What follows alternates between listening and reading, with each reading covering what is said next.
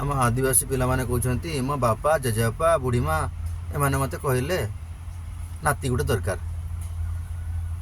से तो बयस हो गलानी से आज अच्छा काली टपकी जीवे तोर जीवन अच्छी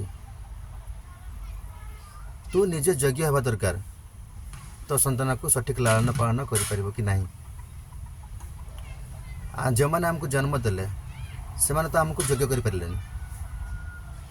गोटे प्रकार आम जीवन को सठिक ढंग से गढ़ी पारे आम मैंने कथार पड़ी गोटे पिला को दुनिया को कहीं आनिबा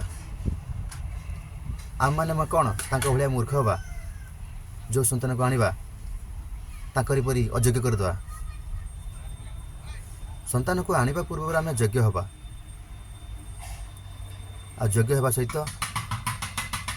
आम निज संतान को गोटे सुंदर योग्य मनीष करवा।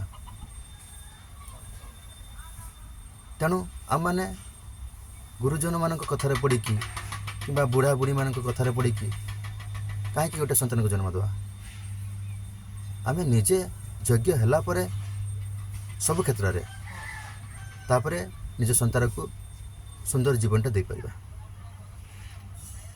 तेणु समस्त को अनुरोध करी से बुढ़ापा बुढ़ीमा जेजेबापा जेजेमा बापा माँ आ संपर्क कथार न पड़ी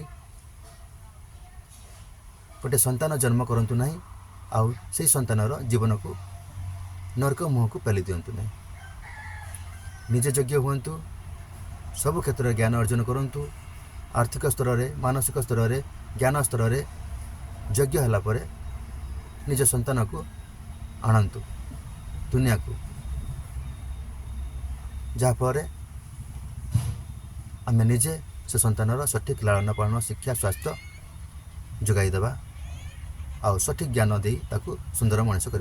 तेणु कहारी कथार पड़ी निज जीवन को बर्बाद करंतु नहीं आउ निजर संतान जीवन को नरक मुह को पेली दिंतु नहीं। समस्त को जोहार।